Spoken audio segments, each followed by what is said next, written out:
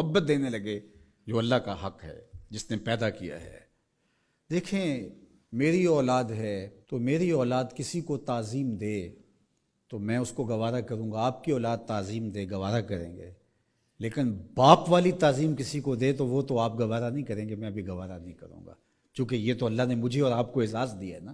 میری اولاد میرے سے ضد کر کے بھی کھلونے مانگ لے، کوئی چیز مانگ لے تو میں ضد پوری کروں گا اور مجھے خوشی ہوگی، لیکن میری اولاد کسی اور سے مانگے تو میری غیرت جاگے گی کہ یہ تو میرا حق تھا کہ میری اولاد کو مجھ سے اپنی ضروریات کی تکمیل کے لیے سوال کرنا چاہیے تھا، اس نے کسی اور سے کیا، تو میرا رب بھی گوارا نہیں کرتا کہ میرا بندہ ہو کسی اور کی دہلیز پہ جائے۔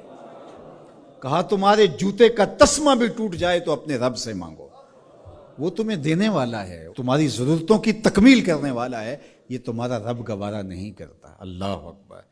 حضور نے سوال کرنے سے منع کیا۔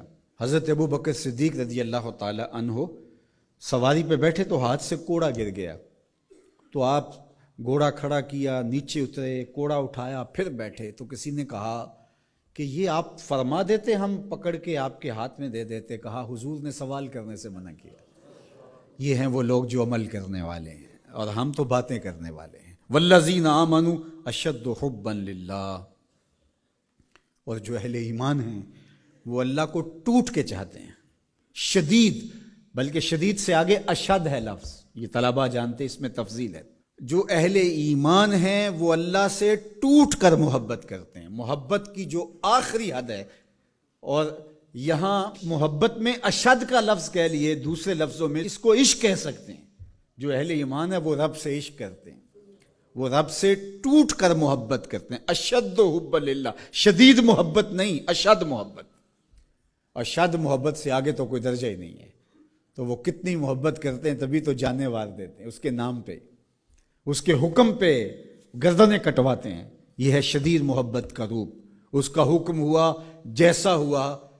ذرا دیکھیے یہ کتنے لوگ ہیں، آپ کوئی شہر سے آیا ہے، کوئی دیہات سے آیا ہے، کوئی دوسرے شہر سے آیا ہے، کوئی گلیوں سے نکل کے آ گیا ہے، تو یہ کیوں بھاگے بھاگے آ رہے ہیں؟ آج کل تو کسی کے پاس 10 منٹ نہیں ہے، تو آپ کہیں گے جمعہ ہے، رب کا بلاوا ہے، آگے۔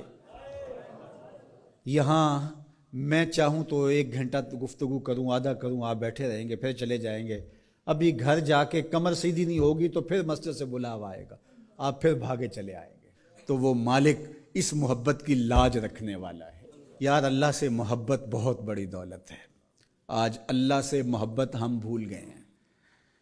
حضور علیہ الصلاۃ والسلام کی محبت بھی اللہ کی محبت ہے، یہ بات ذہن میں رکھیے گا۔ اس کا یہ مطلب نہیں ہے کہ کوئی شخص حضور کی محبت کی نفی کر دے اللہ کی محبت کا نام لے کر، جس طرح کہ ایک فکر ایسی بھی موجود ہے، لیکن دوسری جانب بھی کچھ ایسی صورتیں اتر گئی ہیں کہ حضور کی محبت اس کا نام لیا جاتا ہے اور اللہ کی محبت بتدریج دلوں سے اس طرح سے ختم کر دی گئی ہے۔ اہل ایمان اللہ سے ٹوٹ کے محبت کرتا، تتجافا جنوبہم عن المضاجع، اور اللہ کی محبت کی وجہ سے راتوں کو ان کی کروٹیں بستروں سے الگ رہتی ہیں، وہ خوف اور طمع میں رب کو پکارتے ہیں، کبھی قیام میں، کبھی سجود میں، کبھی رکوع میں، کبھی تسبیح کرتے ہوئے، کبھی تہلیل کے ترانے پڑھتے ہوئے، اس کا مبارک نام لیتے ہوئے، تو اس کے ذکر سے